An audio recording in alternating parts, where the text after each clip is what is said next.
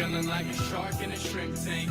Big fish, small pond in the shrimp tank. When it's sink or swim, only option is to win. In the murky water, not a thought of giving in. I've been feeling like a shark in a shrimp tank. Big fish, small pond in the shrimp tank. When it's sink or swim, only option is to win. In the murky water, not a thought of giving in. Welcome to the shrimp tank. Want to put it all together. This is big things. Doing big things. Chasing big dreams. Yeah, it's all real. This life's all that it seems. All the chicks scream. All the dudes yell. This is just what I do, and I do it well. With the flow fresher than the new shoe smell. Going through hell, but homie, keep going. You know the saying, you can reap what you sow in. So I don't chase girls.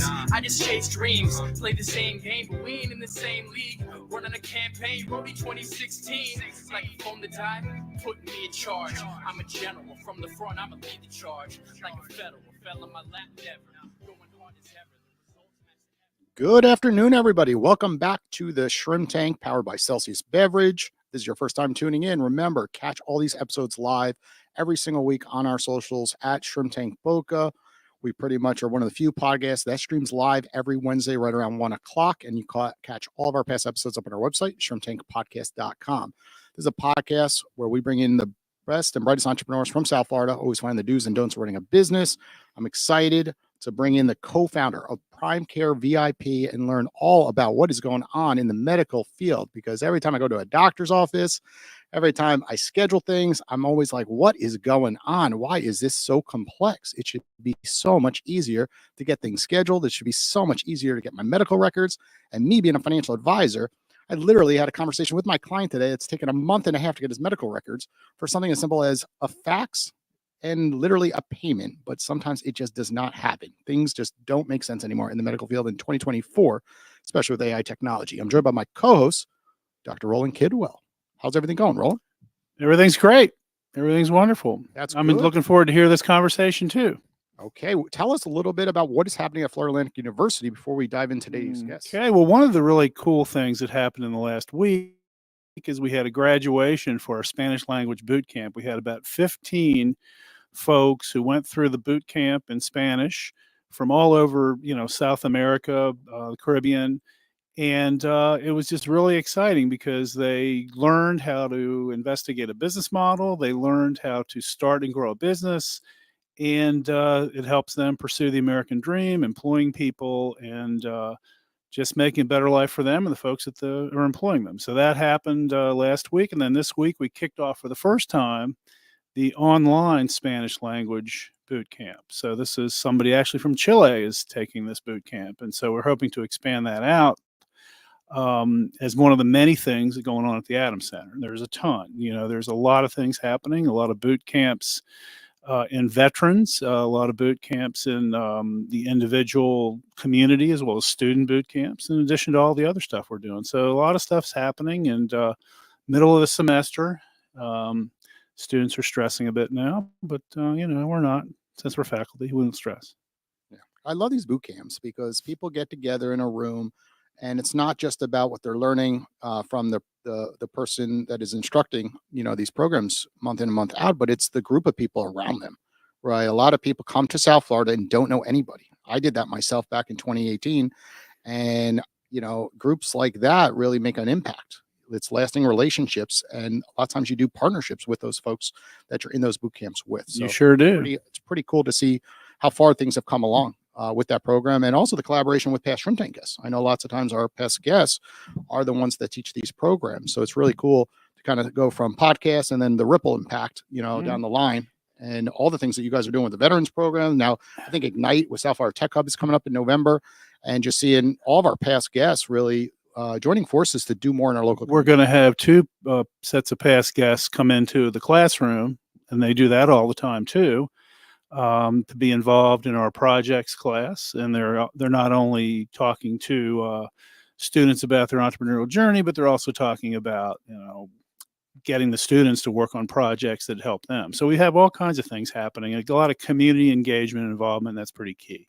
Well, I imagine these boot camps, right? It's like the military. It's an opportunity to bond with your brothers and sisters, and you come out stronger together. Yeah. And sure. in business, we want to do business with people we have relationships with. And when you've been in that, setting with somebody, you trust them. Absolutely. And that's kind of how you ended up in the seat today, right? I was at this event by Cindy Metzler and Dennis, who ran $1 Million Weekend, and we bumped into each other. Yeah. And then Cindy said, you got to have Michael on the show. And here you are today because of a handshake at a local event in Jupiter, Florida. So welcome to the Shrimp Tank. I guess to kick things off, Michael, like everyone on the show always loves to hear the backstory. You know, how they see the sign in the background, Prime Care VIP, but how did you get there? So let's start with the journey.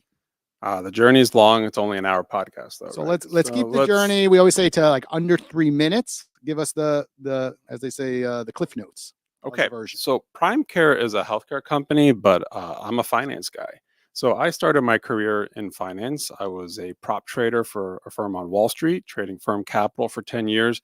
And in my training there, we really learned how to take advantage of inefficiencies in the marketplace. So my brain is kind of trained to think algorithmically to seek out opportunities where I can capitalize on inefficiencies. And that's how it started. That's who I am. I married Lainey Kieffer, my co-founder, and she's been in medicine her whole career as a family nurse practitioner. And she would come home every night and she would bring me home these stories of just utter inefficiencies. And I kept thinking to myself, oh my gosh, like I thought the financial markets were inefficient. You should see the healthcare markets. And just chatting out about what the most efficient modality for providing the best healthcare to the most amount of people for the least amount of cost, Prime Care VIP was born. And it's this mobile service. That's the key element. Tell us about that. Yeah. So when you're starting a business from scratch, it's a piece of paper. You can make it whatever you want.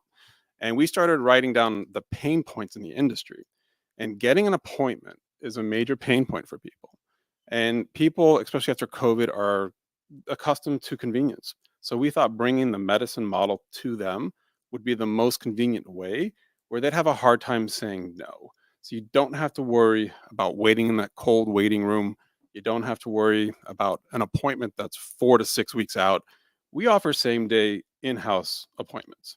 And you drive to their house? Correct. You park in the driveway or on the street and they come walking out. How does it work? Yeah. So the RV is used many times, but not all the time. People are entitled to their privacy. If you don't want this big rig rolling up in front of your house, advertising to your neighbors that you're not feeling well, great. We come in a private vehicle, unmarked. Nobody has to know. We walk inside with everything we need to take care of you. The vehicle is really used to provide us with a space to do annuals, physicals, EKGs, small suturing, procedures, wart removal, lab draws that require some sort of level of complexity. Our typical sick visits, we're in a private vehicle rolling up to your home, but then your annuals, the plan visits, those we prefer to do in the RV. And you do that like in a parking lot of nearby, or how do you do that? Do you do it? We have two types of clientele. We have our retail client and we have our business client. On the retail side, yes, I can roll the RV up in front of your home. If you're looking for privacy, I can meet you at a parking lot, a Publix. But then we also have businesses that we service. So if you have a business and you're a business owner, we can set up health fair days and treat all of your employees in one shot on the spot. And we're actually, providing ongoing service for businesses as well. Cool. Yeah. So let's dive into the healthcare side thing when it comes to insurance, right? Because obviously everyone wants this, but if their insurer says, unfortunately, we don't pay for that service, then we're stuck going back to the doctor's office. So how does insurance work with this? Okay, so my model is outside of insurance on the retail side. It is a membership model. If you're willing to pay a couple $100 for lifetime fitness for your health, we say you should be willing to pay $129 a month to join our family practice. It's like a gym membership. Now, once you're in the practice, there's no cost to be seen. There's no copay because there's no insurance. If you want to see me for a pinky that hurts, but also talk about your foot, it can be done in the same visit. There's no billing or CPT codes associated with any of our visits. It's a membership model. And that really clears out the inefficiencies in the way where we can drive the best care possible and just take care of you. So I can use my Flex dollars to pay for this, right? Your HSA, yes, you can use your HSA as well. What's that other one called? The Flex. Yeah. There's some limitations with some Flex accounts, but it's a cash pay system. So I have this one-liner that I use all the time, which is health insurance does not provide healthcare. It just pays for it. So you can have the best United Cadillac premium plan in the world. That will pay for your service. It won't provide it. So one of the little stories I like to tell people is you're a family, You're home at night on a Sunday. It's 6 p.m. on a Sunday. Your little girl, your 7-year-old girl, she's like, Daddy, I think I'm hot. She has a fever and a sore throat. All right, are you going to pull out your United card to come take care of your daughter?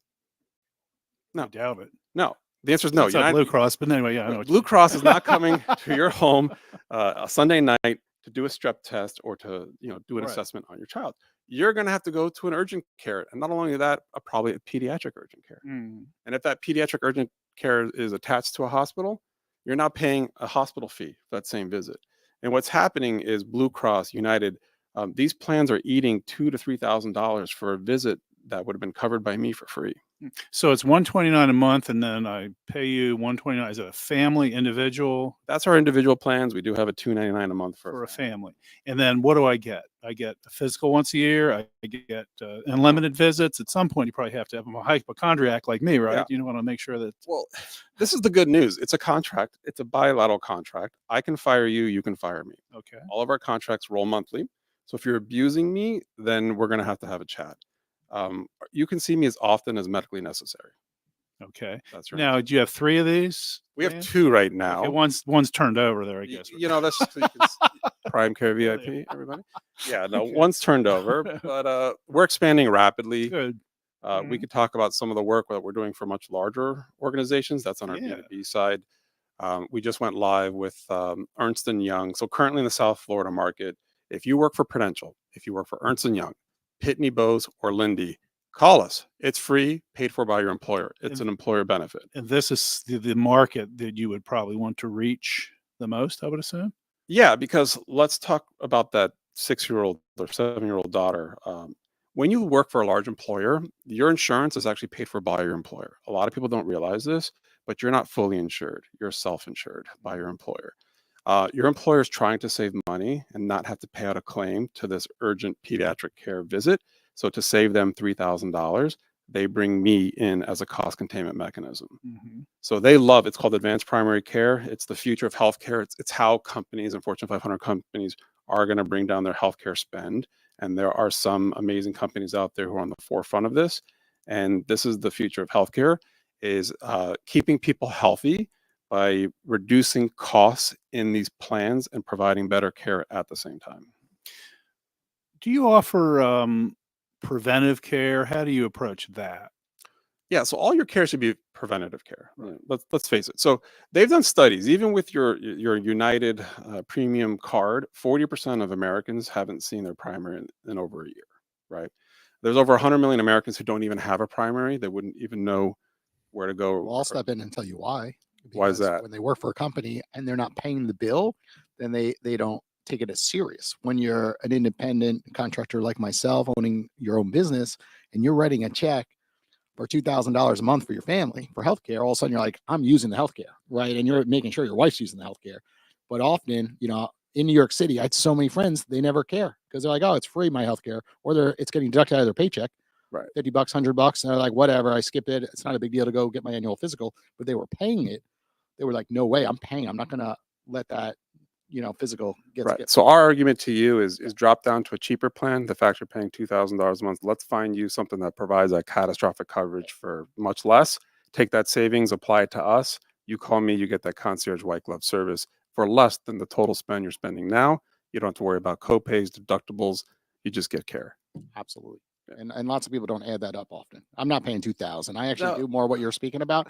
I just use that as an example because often a lot of people don't multiply the actual, Do you want to know what the number is in this country? max out of pay, which is usually on It's the plan. $25,400. Yeah. That is before your insurance kicks in when you calculate for monthly premiums plus the average deductible in this country. So people think they have insurance. You have bought yourself a call option. You have the right to buy insurance after you've spent $25,000. Let me give you a hypothetical. Yeah. So you can stay on your parents' policy until you get to be 26, I think it is. Correct. So somebody who's in that situation and doesn't have health insurance through a company, would that be beneficial to them to sign up with you guys and then they would be pretty much taken care of? Or would you suggest that they have that and then another like catastrophic policy? You said, what would you advise in that hypothetical situation? In that hypothetical situation, you have two options. Option number one is are mom and dad okay with spending the money on you, or you want them to be on their own? On their own. Okay, you're going to go to the marketplace plans, which are the Obamacare marketplace. Because you're a 26-year-old kid, maybe you're still studying, you shouldn't have too much income. You're likely going to qualify for a subsidy. There are marketplace plans with the right income levels, or however you want to call it, are completely free. Now, a marketplace plan is a very high deductible. Very high. Very high. Yes. But we just talked about that catastrophic care. So I tell them, you're never going to use that plan unless you absolutely have to. So you've got this free catastrophic plan. And then for $129 a month, I'm going to take care of all your needs. And is this something that is nationwide? Is this a model you've looked at that has been successful elsewhere? Is this the first ever? No. I did not invent this. The only thing we're doing differently is the mobile component. So there's a lot of these that are brick and mortars. We've decided to really drive the customer service through the mobile offering. And also the customer service. So when you think about your experience with the healthcare system, I don't care who your doc is, even if they get the diagnosis correct, if you walk away and say, oh, that guy had bad bedside manner, it just tarnishes your experience. So we're trying to create a higher value experience, which is why the word VIP is in our name. Okay. So mobile and VIP is your differentiation point. Yeah, but we're VIP for the masses. So we're trying to bring concierge care, or that feel of concierge care, to everybody. Quality, yeah. Caring, yeah. So there was a second area we didn't talk about, which is health shares. Health shares are gaining a lot of popularity right now. A health share is not a form of insurance by definition. It is a pool of money that everyone piles into. There's two major ones out there, Zion and Sedera. And what they do is they cover your catastrophic events. So go on their website, you'll see their pricing. But I think for an individual aged 18 to 29 with Sedera Zion, you're going to be looking at about $170 a month for this health share with a $500 IUA, which stands for initial uninsured amount. What is your the mobile piece? But what is it? What's the generic term for what you do? What's it called? Primary care. Primary care. Yeah, okay. Primary and urgent care. Can we dive into that a tad more? Yeah. Because most people in their 20s and 30s, and I don't know what the percentage is, 70, 80%, typically, if they do go to the doctor, go on one primary visit a year, get a blood test, and then occasionally, if they need to see a specialist, they get referred out. Right? Correct. And sometimes they're going to a facility where it's a different doctor, right? Or they're just seeing a nurse. They don't even need to see the doctor. So can you explain, I guess, who am I seeing for this 129? And I have to take that blood test, for example. Is it a nurse that comes to my home? Because of course, like, I understand the whole catastrophic end, like, hey, we need the catastrophic insurance. Should you get cancer and have $5 million worth of bills, you need major insurance. But obviously that's that 1 percentile, for the 20 and 30-year-olds, for example, and they just want VIP service. You are absolutely correct. Where people say, okay, well, I could afford $129 a month and I'd rather not have to deal with the lines and the mess, and someone picks up the phone every time. Scheduling's easy. So kind of explain, like, that 129 for that standard user, like, what are they exactly receiving? Okay, so first we need to delineate what the difference between primary and urgent care is. Yes. Urgent care is an anomaly. It should not exist. The only reason why urgent cares exist is because you cannot get a same-day appointment with your primary. Correct. If everyone could get a same-day appointment with their primary, you would go to your primary. The urgent care is this thing that we need to get rid of, in my opinion, because it's driving up the healthcare costs, and there should be same-day appointments with your primary. And 24 hours, though, right? Because so that the after-hour component is important, which is where the telehealth stuff can come in. Yeah. You have to understand primary care is not emergency care. So a lot of times we get asked, hey, what happens if it's 2 a.m? And I'm like, listen, we train our patients. You can call me and I will answer. But understand, I don't have life-saving equipment on me. And if it takes me longer than 30 or 40 minutes to get to you, they call the golden hour. If you're short of breath, if you've lost the use of a limb, that is an ER visit. That is not a primary care visit. That is not an urgent care visit. So a lot of it is just training the patient what the difference between emergency and non-emergency care is. Regarding, you're correct, your annual physical, everyone should have one. We have a 37-year-old male in our practice. He was complaining to me that he's been tired lately. He thought nothing of it. We ran labs on him. Generic, simple, cheap labs. A CBC measures your level of hemoglobin and all that fun stuff. It's a test that costs less than a cup of coffee. He was anemic. Now, anemia in a male is very rare because we don't have problems with bleeding typically. We ran some further up studies, sent him to a specialist, GI, and he ended up having stage 1 colon cancer. This is a 37-year-old. The U.S. Task Force guidelines for the first colonoscopy for a male is not till 45. So if you follow the guidelines, he'd be dead, right? And this was caught way early with a simple procedure. He had just a little piece of his colon removed and he was out the next day. Versus stage 4 problem with metastasis, the cost of that treatment would have been in the millions versus we solved his problem to the system in the thousands. You know, it's probably a $20,000 or $30,000 cost to the system to treat him. He's a father of 2. You know, he's living a productive life in society rather than fighting for his life. I just want to back it up a tad because I want to make sure I'm understanding the difference.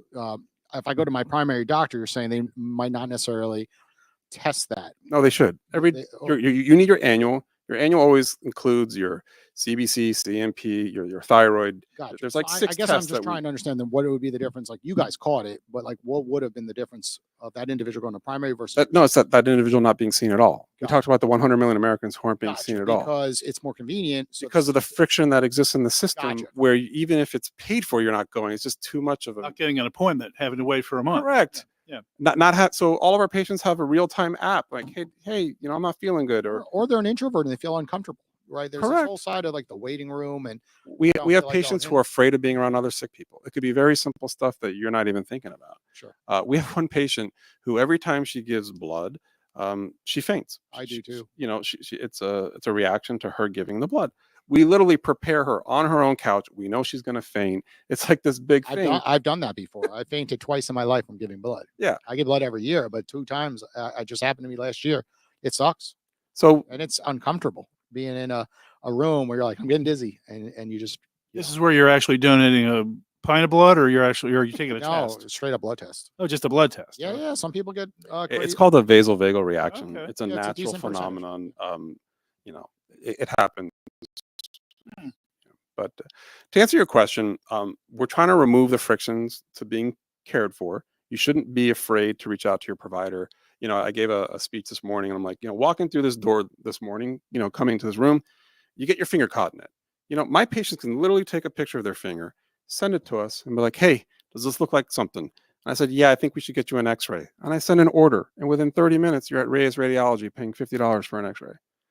That's the frictionless experience that medicine should be. It shouldn't be, oh, let me go home and see if this gets better. I'm going to go on Google and self-diagnose and see, you know, maybe I'll put some ice on it. And then 2 days later, you might call them, but God, it's gotten even bigger. Now it looks infected. What do I do? And you end up in an urgent care. And yeah, you do have an infection and they give you some Keflix and it turns out that it was MRSA and you really needed Bactrim. We can go through the medical part of it, but you've got this big, huge problem that you sent me just a picture. But how do you then, as this company grows, how do you scale it? And then how do you make sure that it doesn't end up, when this becomes very popular, that it's hard to get through? I mean, who answers the phone? I mean, you can't answer every call. Who does all this stuff? Do you have a lot of operators are standing by? Or how do you do this? How do you get It's through technology. So we can talk about AI right now, but our customer service organization, there'll always be a human answer. The technology is there to assist the human. It's not there to replace the human. It is our value. We're going to have, so there's going to be an app. Eventually, right now you call us. That's going to change to an app-only platform. Mm-hmm. And the app is going to recognize who you're assigned to. So we're going to have care teams. And based on your app, you can even make a phone call through the app, but it's not calling this one phone number. It's going to call the care team that you're assigned to. Mm-hmm. So the life that my wife and I have right now is we're on 24/7. Now you can't replicate that. That's hard to scale. We need to create care teams of 3 providers that all have 8-hour shifts that rotate. They all know each other's patients and they work as a team to provide continuous care throughout. Where are you in that right now? Do you have other nurses and doctors working? We do. Yeah. So we just launched in Orlando. And I'm going after some business in Texas right now. But this is large stuff. Like if we get it, this is having 1 or 2 of these parked at all times, Monday through Friday, like an on-site near-site clinic. Okay. And then being fully staffed with enough employees and providers and clinicians to provide a seamless process. Now, where we're adding the AI is on the quality metrics. So AI is now reading charts in a HIPAA compliant way, and it can send you warning flags like, hey, you have a person who's got hypertension and they haven't been in the office in the last 6 months, and we don't have a recent blood pressure reading on them. Like, you literally can create algorithms that will send you a text and be like, hey, checking in, can you measure your blood pressure for us and let us know? Like, you literally can create that experience through technology because it knows. And the app that we're building will be attached to your watch, and to your devices. I can have an algorithm that says, if I notice your heart rate is over 100 for longer than 4 hours, it'll alert me. And I call you and say, hey, doc, you feeling okay? I noticed that your heart rate's elevated. Are you working out? Are you running a marathon? Because if you're I'm actually at a bar. I'm Yeah. drinking. Hopefully it won't be this It's fall. supposed because supposed to be active. because if you're not, it could be the first signs of AFib. Yeah. So like, it's just getting ahead of problems, Right. and we're gonna have the data to do that. How did you raise capital for this? What had you have investors, or how did you do that? Tell us about that. As of this moment, we're self-funded.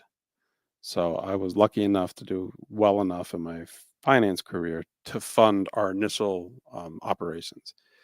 That's probably ending very soon. So we can talk about what that looks like. But like I told you, we're going after some very large opportunities. If I get these large opportunities, I will have to scale, and that requires Large opportunities of investment. no lives. So Customers, yeah. yeah, Okay. like, You land a big corporation. so you have Ernst and Young, for instance, 100,000 employees. Okay. Yeah, yeah. Ernst and Young has 95,300 employees. Hmm. I've only turned myself on for the Southeast Florida and for Orlando. There are 1,900 employees just in Florida. So we could talk about, do you take in capital or not, the speed of growth. But, if I had capital, I would put live right now. I'd turn on Jacksonville, Tampa, Orlando. They might be direct investors themselves. They have private equity arms. They do. They're part of a bigger group. Yeah, of course. Yeah. Yeah, I know what you mean. But yeah. You're more attracted by angels and VCs. I understand what you're saying. Well, let's take a quick commercial break here for our sponsor. We get back, we're going to jump right back into this topic. Join the fastest growing community of professionals on the internet with OWL. Access new networks and otherwise unreachable professional contacts through the one-on-one call feature on the app. Scroll through the list of available professionals and join them for a quick call to build rich connections, expand invaluable relationships, and to broaden your professional landscape without needing lofty referrals. OWL. We bring vetted pros to your doorstep 24/7 on demand.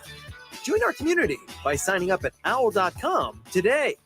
Hey everybody, welcome back to the Shrimp Tank. That was the OWL app, and Michael is on the platform. So if you want to chat with him one-on-one, follow him on the OWL app, and we make himself available. You could connect with him. He will be the featured expert next week on the platform, but we will be posting him all over OWL app's socials as well. So Michael, in this segment, it's called What's Hot. So I'm going to bring up a topic and explain what's hot about it, of course. So we were just talking about capital, in what direction: private equity, venture capital, angel investing, and obviously you worked on Wall Street. You did stuff in the hedge fund world. You worked with registered investment advisors, so you kind of know the business. And it's not as simple as everyone always talks about, like just go out and raise capital. Like, no, then you got a business partner, and they might want to sell that business 6-7 years later, and that might not be really part of your marketing plan, right? So a lot of folks like you, like me, right? I'm a financial advisor as well. Is like we try to self-fund as far as we can go and control, more of the decisions until we get to the point where, like, wait a second, like that time has to come sooner because the checks keep coming out of the bank account, and eventually you need money for marketing, right? And people, like Roland was talking about earlier. So what would you think is the hottest way to go about this, I guess, in your business? Is it VC? Is it private equity? Is it crowdfunding? Kind of tell us. So for me personally, I feel like it would definitely be VC over PE, private equity. Private equity, they have investors and they have to deliver returns to those investors, and they're going to try to make your business as profitable as possible. I'm not looking to do that just yet. A lot of the decisions we make are actually anti-profitable because we're building brand, we're building customer loyalty. There's a case study, a big one with JetBlue. When JetBlue first launched, they ran at a loss. Like, they were giving away tickets. You could go from Fort Lauderdale to New York for $19, and they did this for like a year. And their whole strategy was getting you to fall in love with their brand. That's why they gave you the free cookies. That's why the moment you got the TV, I like, did JetBlue. I remember in right? college. I absolutely loved it. Now, fast forward to today, their prices are competitive. They slowly over time were able to raise their prices, but they locked you into a customer, into a brand loyalty. Not mine's a little different because you're going to be my customer forever. I'm not trying to raise price on you, but a VC I think would allow me to grow and still control the brand and the product. Where the PE, they're going to want me to do things and hire different people and, let's say, stretch the provider to patient ratio. Like, that's an Excel spreadsheet where I have to decide how many patients will I allow one provider to treat. And if it's me running the business and we're trying to drive customer service, maybe it's 800. Maybe I'll let one doc manage it. Have you ever raised capital before, or not really? Because a lot of people think, folks, like that, you hear Wall Street, you hear hedge fund, like, oh, he's a pro at that, and I get that a lot too, being a financial advisor. I'm like, no, I have No, I've never zero. raised capital, I, not I once. I don't have any knowledge on this stuff, and all of a sudden I built Because we're Owl, buy side. and everyone thinks like, oh, you know everything. I'm like, no, it's a whole different beast. So can you kind of share, like, what was your background in finance, so our audience really understands? My background was buy side, which is I had well, first it was a Series 7, now it's a Series 57. But I literally traded the firm's pool of capital. We were market making on the New York Stock Exchange, right? And then we had algorithms. We were constantly searching for opportunities of inefficiencies, arbitrage. That's just taking money and making it more money. That's not investing in businesses. So when you think about what you're talking about in the side of finance, that's more creating value in businesses. That's more sell side. Yeah. That's not what your financial advisor does. Your financial advisor is buy side. Yeah. He's there to put you in the right diversified portfolio, manage your risk, make sure you don't do stupid things that you're not supposed to do. That's what I do. Future planning. Yeah. Absolutely. Tax planning, efficiency planning. But in terms of making business decisions, that's a completely different animal. And I haven't ever raised capital, not because I haven't wanted to. Like you try to maintain control for as long as you can, but you do start feeling it slip away. You're like, oh man, like, if this is going to work, I'm going to have to do something, because we are restrained by the resources we have, right? Of course, I'm at that with Owl, right? The Right. app's working. There's a lot of people on it right now as we're doing the show, and to get it from X amount of users to millions of users, there's only one way to do it. Typically, it's pour capital on it. Yes, there are those stories, um, like Instagram, or like just certain ones that just grew naturally because it was just a phenomenal product offering at the time. But most are like Uber stories. Like Uber raised a crap load of capital to get cars on the road, right? And products like yours, products like mine, like it's obvious, like venture capital eventually will be needed once the data looks good.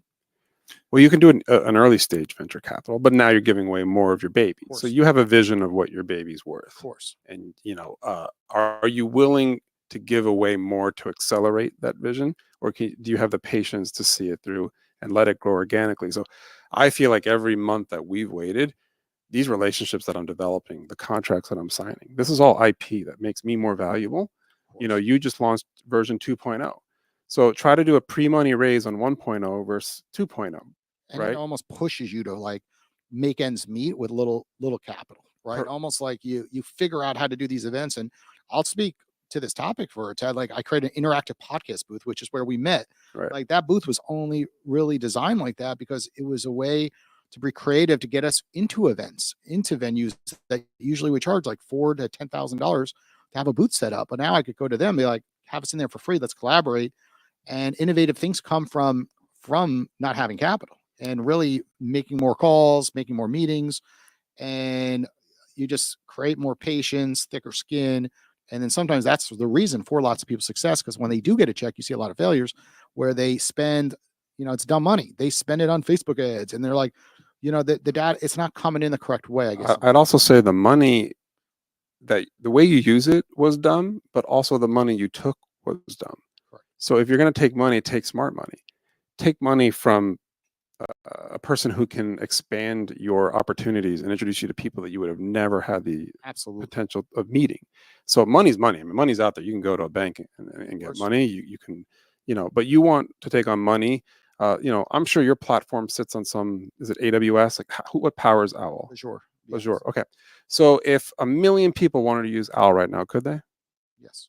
So you have the ability. Probably have a lot of emails coming to our account of, typical customer service emails, and that's the only issue. You have to staff it really quickly. So there could be 1 million phone calls going on Owl right now? I'm told if that's really the case that it can be done, we will not know until it absolutely happens. Because you see system crashes, Right. right? Everyone thinks their systems are good enough until that day comes, Right. right? And then all of a sudden the downloads pour in, and then all of a sudden you find out real quick, like you don't have the bandwidth, you need to hire people, but also you got to contact Azure. You have to increase a lot of things behind the scenes. So that's the chicken and the egg that most entrepreneurs and business owners are going through, which is you want to be big enough to be where you want to be, but you also need to scale appropriately. So I would say take the smart money where that relationship would almost secure 1 million users. Sure. And if that's the case, you apply that money to better infrastructure, and now you're live. So what is hot in the marketing area and what you're doing? And what I'm doing, Yeah, what do you do the that's only thing that has ever worked is in-person networking. okay? And I'll tell you why. Mm. We're selling relationship-based healthcare. You can't have a relationship with somebody through a carousel ad or through a Google click. You can, and plus my service is so new and different. We ran Google ads and I did get a bunch of calls. They were completely unqualified. The first question they asked is, do you accept my insurance? Hmm. The ad literally said membership fee, no insurance accepted. reads. Nobody No one reads it. reads. So you're clicking this button, I'm paying all this money, and it was an unqualified. So what lead. is the person-to-person networking marketing you do? How do you do that? Local chamber events, the BNI, the $1 Million Weekend, getting in front. If you look at my calendar, 1 or 2 times a day, I'm trying to get into live situations with people. And it's just meeting people, telling them what they do, getting them to know you and trust you. We talked about earlier about doing business with people you trust. Medicine is not like ordering a pizza. They have to know, you have to trust that I'm going to take care of you when you need me. Yeah. So it depends on your business. If you're selling baseball caps, sure, And you're Facebook put might work. together, the way you dress, the way you look, so people really see you're trustworthy. And the same thing goes back to finance, right? That's why most financial service professionals wear student ties, Right. right? Nice shoes, nice watch, whatever it might be. I guess to piggyback that, what about podcasting, right? I could see this really working, that you get to meet people, either hosting your own show as an example, or just going out and being on more in-person shows. You kind of see where I'm going, not ones on Zoom. Yeah, I mean, the best thing would be to be panelist speakers, but you have to be invited to that stuff where you have the opportunity to have 500 people see that you're capable of carrying yourself, and maybe learning about your product. Although a lot of those panels, they don't give you the true opportunity to tell what you do, but it gives you the trustworthiness where somebody might follow up and want to know more. I just love to preach my gospel, which is removing health insurance out of your day-to-day care, only using them for catastrophes, and using me. Like, that's my gospel, and I go on podcasts because anybody who will listen, I'll talk to. So is the mobile delivery, is that nationwide by other providers, or is this something? It will be, yeah. No, I mean, just enjoy. This is the first time you've ever seen this. If I looked in a big city or something, I wouldn't see anything like this. Not what we're doing, no. That's our It's differentiation. unique. That's Okay. our unique value Okay. proposition. Okay. Yeah. How hot is it to have husband and wife medical teams? Extremely hot. It's actually hot to have husband and wife businesses as well. Right. And our organization, since medicine is a second career for me, I'm 95% business development, 5% care. Okay. I'm there to send in a script for her when she needs me. She's out in the field right now treating patients. Mm-hmm. You got to have those role delineations, and we don't step on each other's toes. Even though I know the algorithms for treating patients, her say is ultimate when it comes to patient care. Same thing with business development. If I say, hey, this relationship makes sense, I know it's going to cost us this investment, then I kind of have the ultimate say on that. But the husband and wife, it takes a village. I can tell you in medicine, a lot of people try to go on their own. If you think that you're going to wear the business hat and the provider hat, you're going to probably fail. And that's because you can't do both. A provider is providing care. All you should be worried about is providing the best care. You shouldn't have to worry where your next patient comes from. So you need that business development person to feed you the patients. And also, if you do well, naturally word of mouth will spread that you're a good provider, and people will talk about you to their friends, and that will grow your business as well. So did you go in to get your nurse practitioner status, or whatever you want to call it? Did you start that and start working in that area, or did you do it because you were going to connect to this business? How was your career as a nurse practitioner? When did that happen, and how was it, flow into this? Yeah, I remember very clearly. My wife and I, so she was a burnt out provider in the medical system working for the University of Miami. We were living in Miami at the time. And she came home crying one day. She's like, I just can't do this anymore. I'm like, what is this? Like, you're a provider. Like, what else would you do? And then she thought she wanted to go concierge, because that's what you hear is like people go concierge. We bought this book about what it is to build a concierge practice. We bought the wrong book. The book was actually the difference between concierge care and direct primary care, which is our membership model. I know it sounds and looks and feels like concierge, but your concierge provider still charges you a copay and still hits up your insurance. So the difference is we are completely outside the insurance model. After reading that book, I looked at her and I said, this is the future of medicine. And her one gripe with me is the administrators and the bureaucracy that existed in her institution. The administrators were constantly making these decisions without having any clinical experience. And she's like, they don't know what havoc they're creating. She's like, if you're going to help me build a healthcare company, you need to be a healthcare provider. And I go, what? And she challenged me. She dared me. And if you guys ever want me to do anything, just dare me, because I'm pretty competitive and I'll figure out a way, as long as it won't hurt me or kill me. And I said, okay, fine, we'll do this. And I went to school to help build Prime Care VIP. So did I have a job? Yes. You have to have some work experience to sit for boards and to do everything you need to do. I accomplished this task the fastest that you can do it in human history or possible. Meaning, I went to University of Miami, their accelerated BSN program, Bachelor's of Science Nursing. It's for people who already have an undergraduate degree in something else. You can do a 1-year nursing program and apply all those credits and get a second bachelor's degree. So I have a second bachelor's degree in nursing, and then I went straight through to their master's program to become a nurse practitioner. And I did that in a year and a half. Okay. So in two and a half years, I went from a finance guy to a medicine guy. When I graduated school, I did work for 3 months at an urgent care just to get the feel of what it's like to treat patients and all that kind of fun stuff. I was miserable, don't get me wrong. And that's it. We launched January 1st, 2023. Okay. And then what's the market? Where does it go from? Jupiter to Boca? Or currently, we have patients as north as Jupiter and as south as Pinecrest down in Miami. I don't know where that is. Miami. It's just north of Homestead. But, okay. Yeah, South Miami. Yeah, we actually do have a Homestead patient that just signed up for us through Prudential. Like I said, we've turned ourselves on for the Tri-County area. We have other providers. I've got medical assistants now. We have nurses that are on staff. You know, your question earlier, will I be getting a nurse? Understand the laws. A nurse cannot diagnose. They can only assess. So we can send out a nurse to look at you and assess you, but then they have to report back to either a nurse practitioner or a medical doctor or DO, and provide them with their assessment. And that provider, clinician, will make a diagnosis, and they can provide orders back to the nurse and say, do this. So the difference between a nurse and a provider is your ability to diagnose and to give orders. Okay, well, I'm happy you said try to dare you, because we're going to take a commercial break and then jump into our Plead the Fifth segment. And I might be doing some dares in a moment. All right. The Adams Center for Entrepreneurship offers boot camps to veterans, to the local community, to students at Florida Atlantic University, as well as a Spanish language boot camp. It's a good way to learn how to evaluate a business model and to start your business and to grow your business. Check out FAU Adams Center on Google, and you'll find the way to get to those boot camps. Okay, everyone, welcome back to the Shrimp Tank. Of course, check out our website, shrimptankpodcast.com. Check out the bios of all of our past guests. And of course, click over to their website, click over to their LinkedIn or Instagram, and of course, message them and just ask for help sometimes. I always think it's funny. A lot of folks do not ask for help. And Roland, I will mention that one of your past students, and I'll mention him during the show, Jonathan Benton, reached out to me. Yeah. He started, that was the first group you did when we took right. He was in the projects. And he had the projects for the Shrimp Tank and also my financial service firm, Client Focused Advisors. And, you know, he's in his upper 20s right now. And he asked for some help. He said, I'm visiting. He was living in LA right now. And we ran and grabbed lunch yesterday. So point being is I don't get many of those messages.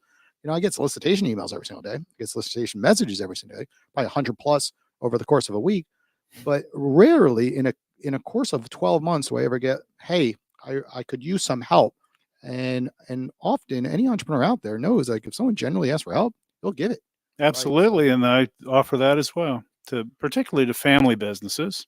Absolutely. So we can get into that here in a minute, a little bit. So Michael, on this segment show, it's called Plead the Fifth, right? So you got to be careful here. You only get to say I plead the fifth just one time. How many questions are there? And if you make it through the show Uh-huh. without saying plead the fifth, I'm going to add a $50 bonus to your OWL account. If you plead the fifth, you do not get it. If you plead the fifth twice, I have to delete your OWL account. You can't use it ever again. We can't collaborate. We might have to even take this show down. Are there fact So- checkers? Like, No, this is all a No, it's joke. all Okay, for good. fun. I got all It's this. for all a fun. joke. So I'm sure your It's all a wife. joke. I'm sure your wife's going to watch this episode. So I gotta put you on the spot. What's the biggest pet peeve of being co-founders with your wife? Tell us. You're never off. You come home and you're still talking about business. You have to make time for each other. She's never off because pet peeve of her. She doesn't shut off. You're saying? No, it's probably me. I bet you she wants to slap This me. is about her. This is about her. She wants to slap me and say, "Stop talking about business. Like, can we go grab a drink at the bar?" Like, that's probably her thing. But I'm just so. But the other way around, like what drives you crazy about her Oh my being your gosh. co-founder? Or plead the fifth. No, everything. Tell us. No, I love my wife. What drives me crazy about her? Okay. This is a truth of our organization.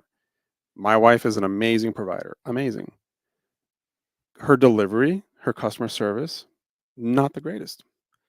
A lot of times I'm going through our app and she'll give one-word answers to people. And I'm like, honey, we're a customer service organization that happens to provide medical care. Stop saying the word yes. You're not allowed to use one word. You must say yes. And is that okay? And I'm constantly softening her answers. Yep. And she knows this. I beat her up all the time. So we have a rule. No one-word answers ever. You got to encourage these patients to ask open-ended questions. No, but even if the answer is like, am I on the right dose of metformin? You don't respond with yes. True. You respond with You got to help her go to ChatGPT and go ChatGPT back to it. Because no, it's not that. It's like they're asking you this because they're worried that they're not. And if you just say yes, you haven't solved their worry. They want the answer. They want the why. So I always give them the why. Tell them that the treatment protocol is we start at 500 milligrams for this, and then we jump to that. Like, just explain it to them. So that's my biggest pet peeve. She's gotten so much better, and I give her credit because I'll look at that. I'll just look at her, and she knows. That's a teachable skill. So thankfully, things So- can improve. Is this the first business you've started? Or you had other businesses that you No, I had a registered investment advisor firm. Okay, that was your firm. Okay. Yeah, I have a hedge fund. Okay. I've started businesses before, but nothing nothing that was, I guess, everyday consumer facing service based. We kind of are, but it's not on a daily basis. Like, you're not being mark to market daily. I know what you mean. Like I deal with a lot of retail clients, but they're not hounding me on a regular basis. No, you meet with them once a year. But on this, like people will be like, they're complaining about their bill or they're complaining. There's just more complaints come out when you deal with consumers. Yeah. Like, I see that all day on OWL. I get an email every day about something. It's in our FAQs or Right. they're just being annoying, right? They're just emailing back, like trying to go around the rules. They're as you trying to know. maximize their Reversing value. credit They're cards. trying to You charge maximize their value. $129, like they just What's they ghost you and reverse their credit card. Now what do you do, right? Or they're using ChatGPT and saying like, well, your terms don't say this, right? Like Yeah. more and more comes up with more individuals you work with. Definitely. what's your most difficult challenge in trying to sign up these B2B customers? There's two types of B2B customers. The big dogs have already bought in. They get it. If you have 1,000 or more employees, 71% of companies who have 1,000 or more employees are self-funded. They get that I can provide cost savings to their plan. They're loving it. They're all about it. That's why advanced primary care is the future of healthcare in this country. These smaller businesses here, they feel safe being in a fully insured, we call it a BUCA plan. BUCA stands for Blue Cross, United, Cigna, Aetna, Humana. It's getting them to see the value where they don't need to be in that safety net paying 30% more than they should be. Allow me to back them out of that. We can still use the United network and lease the United network. We can use United and keep them as a third-party administrator for their plan, but moving them over to a level funded or self-funded plan can provide significant savings. That includes my offerings embedded in the plan. So there's no added expense. I'm literally just creating value for all parties. And convincing them that it's value. Is Yeah, right. your key. So because it's new, how do you convince somebody that there's value in something that's new? That's the hardest part. Okay. Well, the hardest thing is most people don't read. You said it earlier in the show, right? So you could present on a Facebook ad like, we don't accept insurance. They fill it out and say, do you accept insurance? And with new things, it's just like people have just gotten used to convenience. You said earlier in the show, everything just easy peasy these days. Right. And when it comes to like even emails, like and medical information. It's very important. You have to read a lot more usually. You can't do it in one sentence, right? So often it's getting more difficult in your space because, people want it, but they don't want to take the time to even learn about it. And there's so many new brands out there today. Everyone's got a new fancy mobile app. Everyone's got a new fancy website and a new Uber of this, Uber of that, right? And I fall into that category as well, because Owl could simply be the Uber of networking. I don't know how much I don't know how much time we have, but do we have not 3 minutes? much, but we have to ask some questions that Gotta will make you elicit plead the a fifth. response to pleading the fifth. How much revenue do you bring in per year? It's increasing every day, but now we're about 600,000. Last year we were at 96,000. We're a startup, Okay. so we're growing That's quite significantly. And self-funded. That's amazing. Yeah. And what's your profit margin? We can run at about 53% if we go very lean. Right now I'm running more at 25 to 30%. Well, we're losing money right now. We have no Okay. profit. Okay. We're in growth mode. But if I took my model and just replaced my wife and myself with an employee and had it stable and had that person treat 400 or 500 patients, you could probably do about 30% margin. Okay, so that's a key element, is being able to scale. That's why you're not out in all these companies yet, because Right. So we just brought on this locations yet. provider in Orlando. Mm. She literally texted me. She started Monday of last week. She's like, I got my first family. She's all excited. It's 4 lives. And she has, my hairdresser wants to come in. That's 5 people in just a week. I got to get her to 500. Right. And now, she's rocking and rolling. She's making 2 times as much money as she's ever made as a nurse practitioner. She's driving awesome revenues downstream to us. And we're rocking. Have you been in business long enough to have to fire a customer? Oh, yeah. Tell us about the worst customer you've ever had and what that circumstance was. Okay, 2 things. One is medicine is a science.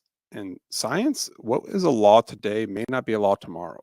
We're constantly, it's called evidence-based practice, right? Like, we're learning things new all the time, but they look for you. I will provide them. This happened to be a weight loss patient with Ozempic. I hate to tell you this, but Ozempic doesn't work for everybody. For about 20% of the population, you will not lose weight. And she's like, I paid all this money. You gave me the stuff. It's bootleg stuff. She's accusing me that I didn't even give her the right stuff. And she didn't lose the amount of weight she thought she was. And I'm a bum. And I'm like, I don't control your physiological response to medication. Like, I did my job. I gave you a telehealth. I was there for you. I provided you the medications. I don't control the outcome. Doctors and providers don't control the outcome. We just control the process. So I have to sometimes fire people who are too focused on the outcome that we just can't control. How long do you give them before you have to fire them? I've only fired 2. Okay. That was one. The other was a drug seeker. So when I send in a prescription for Xanax and I give you a 30-day supply and you scream at me and yell at me and say, you should have given me a 90-day supply. And I'm like, I know the law wouldn't even support that. And then you tell me that it fell in the toilet and you need another 30-day supply. So we have behaviors where we're like, this is a red flag. This person's joining my practice just, to get some drugs. To get some stuff. Yeah. So that was our second one. Beyond that, our retention rate, primary care, you tell me, do you want to find a new doc when you have a relationship with them? It's tough sometimes, but other times the answer is no. The only time you leave your doc is when they retire or you need a move. So our stickiness, like 98%, we know they're not leaving with us because they like that relationship. They'd have to explain their whole health history to somebody else. They'd have to create that bond with somebody else. So it's a nice model where we get to grow old with our patients. Well, we gotta dare him to do something. He said he loves dares. Yeah, what do you want to do? I don't know. I'm prepping it. I'm prepping the dare. I'm trying to think if I'm prepping the dare. So Roland starts thinking of something. I don't know. Do we got 2 minutes to talk about that Uber? Do you want to talk about Uber real quick? What do you mean? Well, as long as you'll plead the fifth, I don't know. I am seeing, has there, plead the fifth, has there been any naughty business, right? You got primary care VIP showing up to a home, right? Employees sometimes could all of a sudden be attractive to a patient and they're in a van and they're in somebody's house. And that's 100% going to happen. Yeah. In the future. What kind of insurance do you have about that? Like, okay. So has that happened? So you ready? Or plead the fifth, because sometimes you don't want to. No, I want my $50. Okay. The naughty business would never happen between us and a patient, but I can't say it has never happened between a husband and wife. Oh, wow. Roland, you could dive deeper into this one. I don't know about that one. Yeah. So, when you work together, you spend a lot of time and you got a block of time in between. That's not breaking HR policies. We're talking about like patient services, and you have a nurse visiting a home, Yeah. and they're by themselves, and you have a van. Oh, I'm so just saying in general, like, let's be blunt. Like, it's all over the news right now. What's going on with Abercrombie and Fitch, Right. right? And you see more stuff like this occurring, and major risk to brands right now, which is why, like, in the offices, So for us, it's teams it's of very two. convenient because, like, less stuff could happen in an open setting with more people. But when you're driving to somebody's home, right, and you have a van parked out front, and it's just naturally, it will happen. So I know you've thought about this. Yeah. They're So like, the answer "Okay." is teams of two, and also you need teams of two because we don't want our docs and our nurse practitioners driving the bus. We want them focused on patient care. So they're usually in the back charting on their last visit, worrying about the next visit. There's a driver, usually a medical assistant or registered nurse, helping them get there. There's always going to be two. So you got to have a buddy system. So do your patients have a big demand for medical marijuana? Some do, but they get that from other places, not us. Okay, you don't prescribe or deal No, with in the that? state of Florida, you have to be a very specific MD and get a specific accreditation to be able to do that. They don't provide that to nurse practitioners. Not only that, it's outside of primary care. You know, not to knock it or Right. anything, but we are totally okay with you doing that. We just can't provide you that service. It's more of a pain relief thing, is how it's kind of. Anxiety, pain relief, helping you eat. You know, all that, there's definitely medical uses to it, and so that's the other thing. As providers, we don't judge. You know, we've got patients with STDs, multiple relationships, open relationships, closed relationships, gender dysphoria, all that stuff you get taught in school. We treat people. We treat Democrats. We treat Republicans. We don't ever, we don't get to pick and choose who's sick. We don't care how that problem came about. We just help you solve it. Well, I don't have any really good zingers here or dares, Jason. I think he's You're probably gonna won let your him $50. You're gonna let him win $50? Well, yeah, I think so. What if I use it just to talk to you? You can. I'm $99. You're gonna have to put a $49 Shit, deposit, Right. or wait around when I drop my price. How many more questions can Okay, can one we more- throw in for You can 99 always- bucks? What is your we what can is your always go below the belt? what is your Careful. exit strategy? And when? Oh, that's not a plead the fifth. My exit strategy, 7 to 10 years. I believe we're going to be a multi-billion-dollar company. I'd like to stay in control of that company. Whoever I sell to, that person must maintain the values and culture of our organization. At the very least, I'd like to stay on the board, hopefully as chairman, but I'd like to replace myself as CEO. So you never franchise this, or would you? We've thought about it. No. It's not. It wouldn't work. We can talk about that offline. Sure. It's not. If it was franchisable, you show me one franchise right now for primary care. It doesn't exist. You want to know why? Because a franchise, you're buying a business, and I just told you, you can't be the doc and the business owner. And then if I allow you to franchise it, and we allow you to have absentee business owners, then they're going to look at you like a PE firm and just try to put in the lowest quality provider for the cheapest amount to maximize profit, and that would hurt my brand as well. So to protect the brand, we don't feel that that's the correct way to go for us. Okay, he won $50, Roland. He did not. Well, it's plead- not. It's he did it's not plead the it's fifth. owl bucks. It's not real $50. That Excuse is me. even worth Wow. more. It's an owl bucks. Yeah. $50 worth of phone calls to other people, and he loves networking. When he said earlier, IPOs, yeah. I'm gonna get. Said Can I it's all get about one share of relationships. stock when you IPO so I can put it on? We could talk about this. Okay. But you said throwing a dare, so I'm going to place $50 into your account later today, Okay. and I dare you to go against what you said earlier, which is you love in-person networking, Yeah. right? So I'm going to dare you to call 7 people in the next 7 days, and if you do that, I'm going to add another $25 to your account. So that's my dare. So you get $75 when you're done.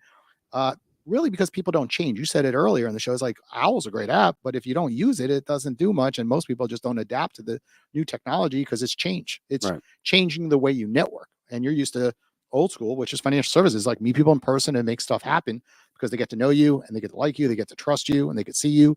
But Owl, starts with an intro call and it turns into an in-person meeting. If you're good at it, you just have a natural conversation with people in Florida and say, hey, why don't we grab a cup of coffee or a bite to eat? Or let's jump on Zoom. So I'm going to dare you to do 7 calls. All right. So if you're on Owl now, hit me up. 7 of you. I'm picking lucky 7. Let's chat. Absolutely. Well, thank you for joining us here on the Shrimp Tank today. For audience listening, I guess I know they got for people not watching the video, because a lot of our folks listen on audio, what is the website so they can go check it out? primecarevip.com. Cool. Feel free to go online. We offer free consultations if you want to chat. Phone number is 561-948-2020. You can also email us at info@primecarevip. You can follow us on Instagram, LinkedIn, Facebook, all those good stuff. But listen, we're people in the people business, so just reach out. Awesome. Thanks again for joining us on the Shrimp Tank. Everybody listening, we'll be back next Wednesday right around 1 o'clock. Take care. Thanks for having me. I'm feeling like a shark in a shrimp tank.